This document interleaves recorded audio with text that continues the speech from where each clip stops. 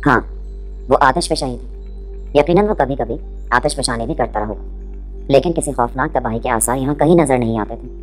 पहाड़ के पूर्व जवार में बेशुमार वहशी खड़े थे।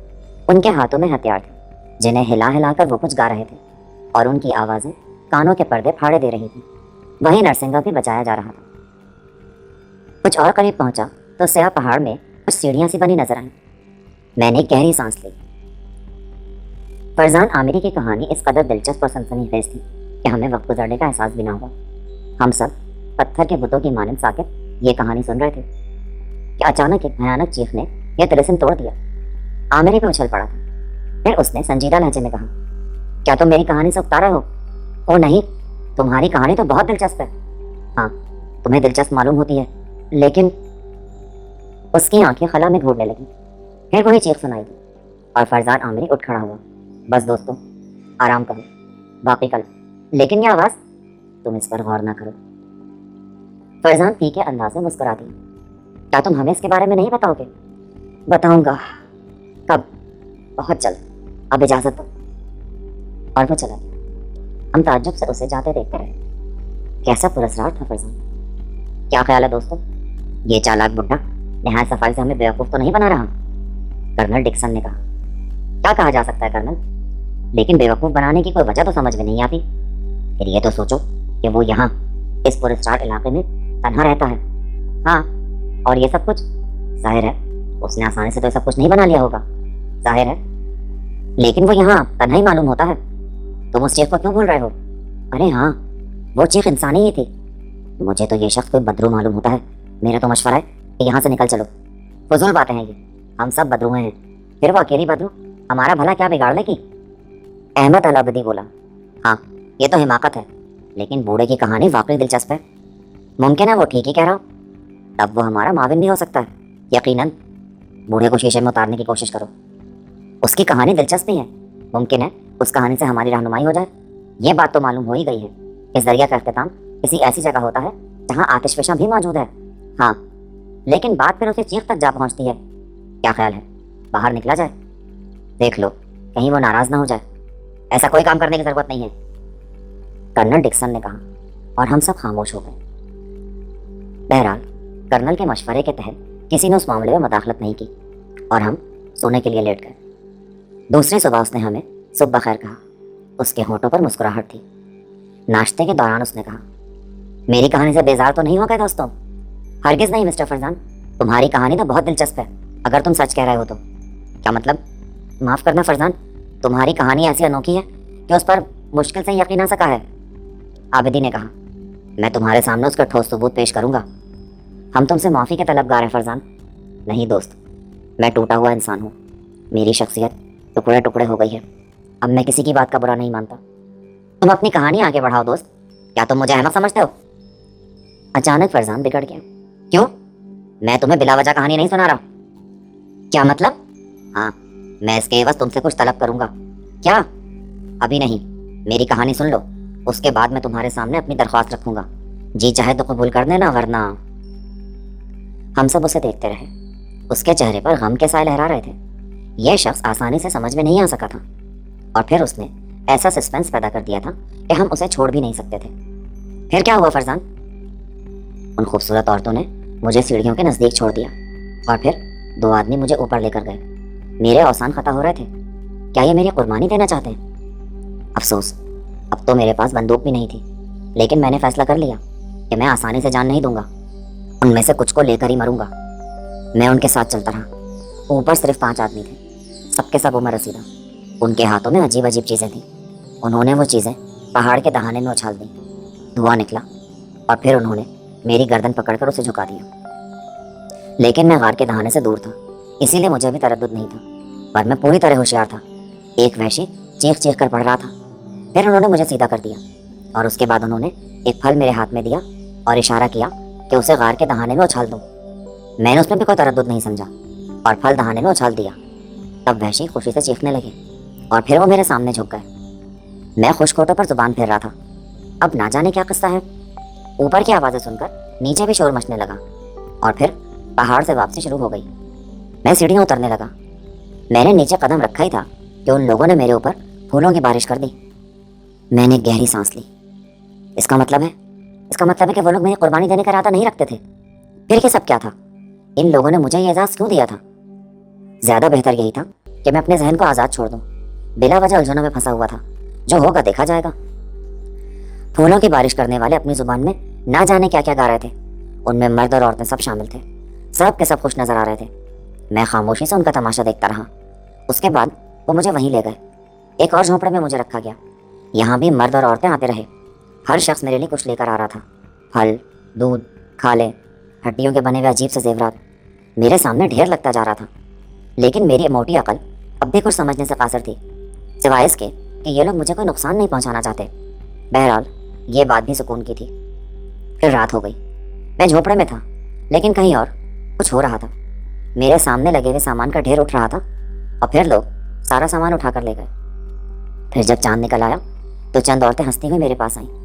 ان میں سے ایک نے میری آنکھوں میں آنکھیں ڈال کر کچھ کہا اور دوسری شرمائے ہوئے انداز میں ہنس پڑی۔ کاش میں تمہاری زبان سمجھ سکتا۔ میں نے اس عورت کی آنکھوں میں دیکھتے ہوئے ٹھنڈی سانس بھر کے کہا، اور وہ حیرت سے دوسری عورتوں کی شکل دیکھنے لگی۔ نہیں سمجھی؟ میں بولا۔ جواب میں کچھ کہا گیا، لیکن میرے فرشتوں کے بھی پلے نہ پڑا۔ تب اسی عورت نے میرا بازو پکڑا اور جھونپڑے سے باہر نکل آئی۔ چلیے چلیے، آپ بھی چلیے، مگر محترمہ کہاں لے جا رہی ہیں؟ میں نے عورت سے بازو چھڑانے کی کوشش نہیں کی۔ اس بار بھی خاصا فاصلہ طے کرنا پڑا، لیکن اس سفر کا اختتام ایک بڑے سے جھونپڑے پر ہوا جو شاید بالکل نیا بنایا گیا تھا۔ اس کے علاوہ میں نے ایک بات اور محسوس کی تھی، وہ یہ کہ پوری بستی خاموش اور ساکت تھی۔ جو عورتیں مجھے یہاں لے کر آئی تھیں، ان کے علاوہ راستے میں اور کوئی نظر نہیں آیا تھا۔ جھونپڑے کا بند دروازہ کھول دیا گیا۔ اندر روشنی تھی اور پھر مجھے اندر دھکیل کر دروازہ بند کر دیا گیا، گویا یہ میرا قید خانہ ہے۔ میں نے سوچا اور جھونپڑے کو اندر سے دیکھنے لگا، لیکن جو ہی میں اسے دیکھنے کے لیے مڑا میں ششدر رہ گیا۔ خیال کے ڈھیر کو ایک چوکور پتھر پر بچھا کر گویا مسحری بنائی گئی تھی، اور اس مسحری پر ایک کمل کھلا ہوا تھا۔ ہاں، یہی تشبیہ مناسب ہے دوستوں۔ وہ کمل کے پھول کی مانند تھی۔ مجھے دیکھ کر بے چین ہو گئی، جلدی سے مسحری سے اٹھی اور میرے نزدیک آ بیٹھی۔ آقا بلائیو، اس نے پیار بھرے لہجے میں کہا۔ یوں کہے پنگا، میں چلبلا ہو کر بولا۔ اس کے چہرے پر غور و فکر کے آثار پھیل گئے۔ وہ زیر لب دہرانے لگی، پنگا، بلکہ آہنگا بھی۔ میں نے کہا۔ وہ نہ سمجھنے والے انداز میں میری شکل دیکھ رہی تھی۔ پھر اس نے اپنے نرم ہاتھوں سے میرے دونوں ہاتھ پکڑ کر میرے سر سے ہٹائے اور غور سے سر دیکھنے لگی، لیکن اس کے نازک ہاتھوں کے لمس نے، اس کے بدن کی عجیب خوشبو نے میری دنیا ہی بدل دی اور میرے دل کی دنیا ڈولنے لگی۔ وہ میری بیوی ہے۔ میں سوچ رہا تھا، کیا رکھا ہے مہذب دنیا میں؟ مطلب پرست لوگ، ایک دوسرے سے نفرت کرنے والے، دوسری طرف یہ جنگل کے سادہ دل انسان، چاروں طرف بکھرا ہوا سبزہ، پہاڑوں کی زندگی بھی اپنا کر دیکھی جائے، اور یہ حسین ساتھی۔ میرے دل نے اسے قبول کر لیا اور میں نے ہیروں کی طلب سے دستبردار ہو کر اس ہیرے کا انتخاب کر لیا۔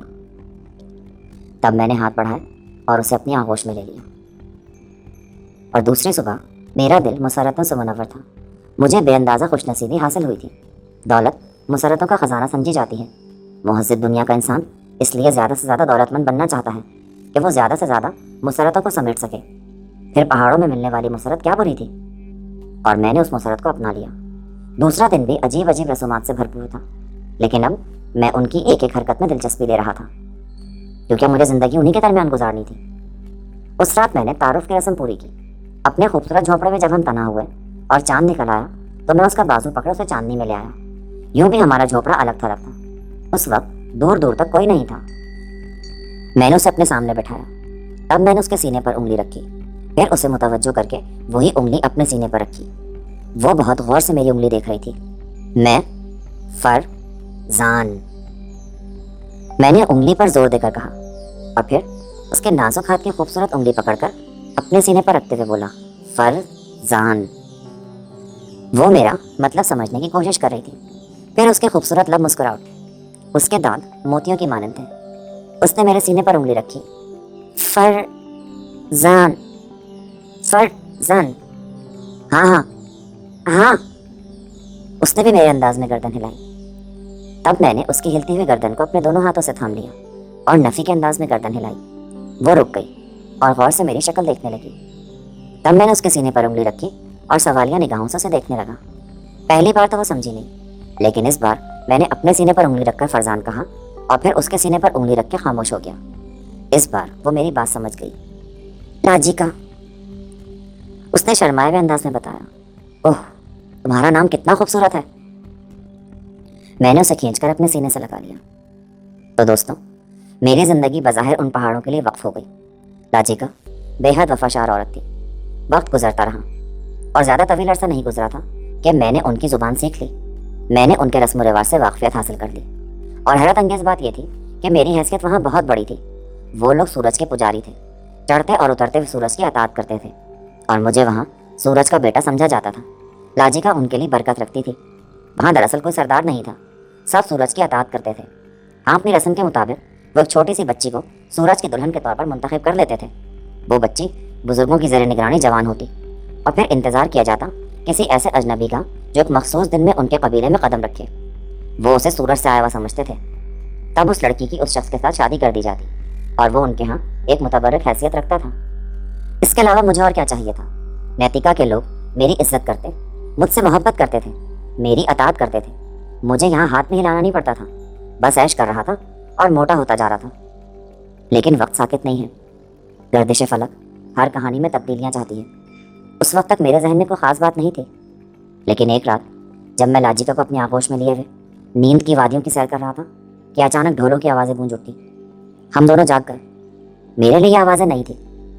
ये क्या है लाजिका? ज़रा खामोश रहो, मुझे सुनने दो। यह बात मेरे इल्म में भी आ गई थी कि वो लोग जंगलों में पैगाम रसानी के लिए मखसूस तर्ज का ढोल इस्तेमाल करते हैं। कई मिनट तक आवाज़ आती रही। फिर लाजिका ने गहरी सांस लेकर कहा, कुछ अजनबी हमारे इलाके में घुस आए हैं। ओह, पहरा देने वालों ने बस्ती वालों को उनके बारे में इत्तला दी थी। बस्ती से उन्हें जवाब दिया गया है। क्या जवाब दिया गया है? यही कि होशियारी से उन्हें पकड़ लो। खूब, गोया ये पैगाम रसानी हो चुकी? हाँ। और अब इन्हें गिरफ्तार किया जाएगा? बिल्कुल, बल्कि बस्ती के बेशुमार जवान दूसरे जवानों की मदद के लिए चल पड़े होंगे। उसके बाद हम सारी रात आवाज़ें सुनने की कोशिश करते रहे। मेरी आंखों में तो नींद का शायबा तक ना था। मैं उन लोगों के बारे में सोच रहा था। ना जाने कौन होंगे, शायद मेरी तरह किस्मत आजमाने वालों में से हो। लेकिन उनके साथ यहाँ क्या सलूक होगा? सुबह की रोशनी फूटने लगी। मैंने लाजिका की जानिब देखा। वो आंखें बंद किए हुए थी, लेकिन सो नहीं रही थी। लाजिका, सो रही हो? नहीं। तो फिर बातें करो। हाँ हाँ, करो ना। क्या वो लोग गिरफ्तार हो चुके होंगे? यकीनन, लेकिन उनकी गिरफ्तारी की खबर नहीं दी गई। शायद उन्होंने मज़ाहमत नहीं की हो।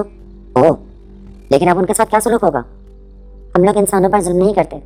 उन्हें यहाँ से इतनी दूर पहुँचा दिया जाएगा या फिर वो इधर का रुख नहीं करेंगे। बस।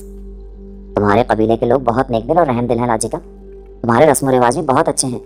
ये बहुत अच्छी बात है कि तुम अपने जैसे इंसानों को नुकसान नहीं पहुँचाते। लेकिन इससे हमें काफ़ी नुकसान पहुँच चुका है फरजान। इससे कबल हमारे कबीले के लोग बैरूनी दुनिया के जालिम लोगों को जिंदा नहीं छोड़ते थे। उस वक्त बहुत सुकून था। लोग इधर का रुख करते हुए घबराते थे। लेकिन उसके बाद सूरज की एक दुल्हन ने यह रसूम मनसूख कर दी। उसने इंसानों से हमदर्दी का सबक दिया। वसीता मान गया कि बाहर से आने वालों के साथ बुरा सलूक नहीं किया गया, लेकिन चमकदार पत्थरों के मतलाशी ज़्यादा मिकदार में आने लगे और बाज़ औक़ात वो आछी हथियारों से मुकाबला भी करते थे। चुनाचा कुछ नए फैसले किए जाने थे। फिर किस वक्त का इंतज़ार था? एक नया फैसला अभी होगा। वसीता की मर्जी पर है ये। वसीता कबीले का विश डॉक्टर था। बज़ाहिर ये उदास नहीं था, लेकिन इंतहाई खामोश और दीवानगी की हद तक अपने कबीले से मुखलिस था। मुमकिन था कि वो उन लोगों की मौत का फैसला दे दे। ना जाने क्यों मैं फिक्रमंद हो गया। बहरहाल उन लोगों को मैंने देखा भी नहीं था। यह भी मालूम नहीं था कि वो लोग गिरफ्तार हुए भी हैं या नहीं। सूरज निकल आने के बाद रोज़मर्रा की मसरूफियात शुरू हो गई और मुझे जिनका इंतज़ार था वो लोग आ गए। सूरज की दुल्हन को इत्तला दी गई कि रात कुछ लोगों को गिरफ्तार किया गया है।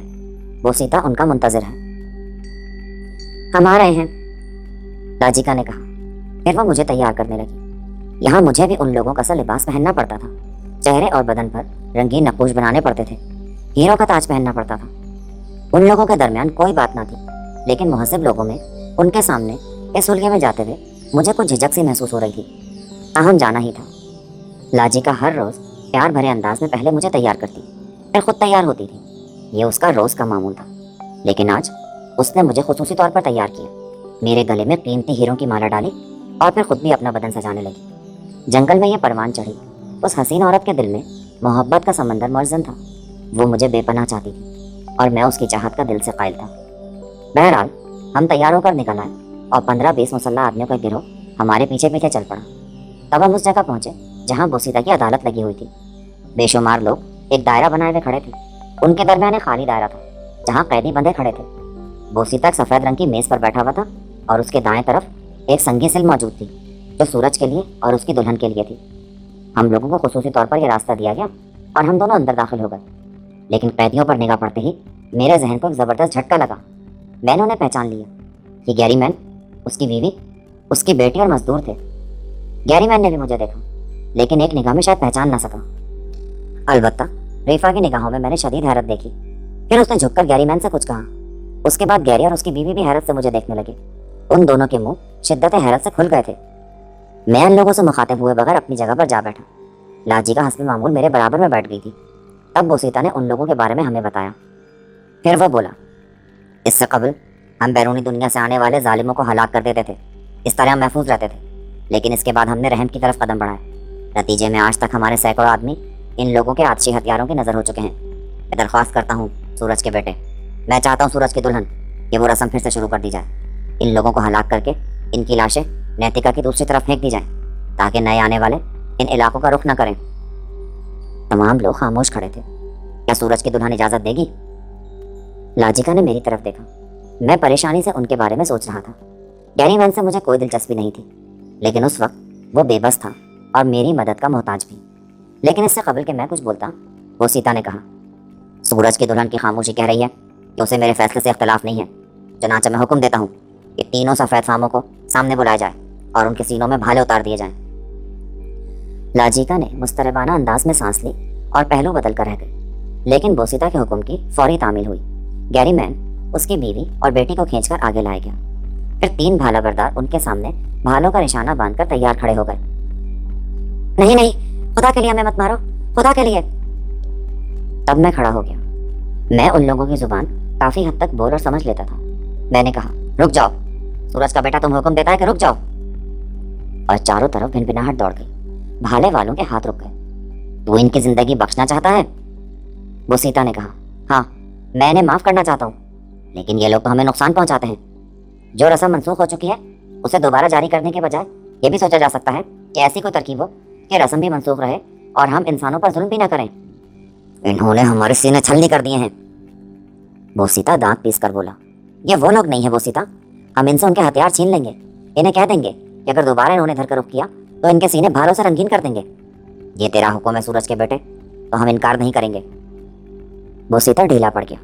پھر وہ لاجیکا کی طرف گھوم کر بولا، کیا یہی تیری رائے ہے؟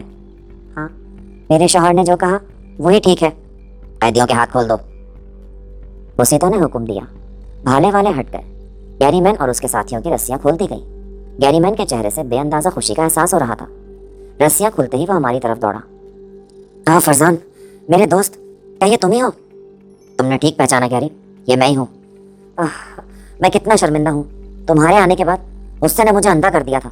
دیوانگی نے میرے سوچنے سمجھنے کی صلاحیت چھین لی تھی، لیکن جب تم چلے آئے تو میں نے حالات پر غور کیا۔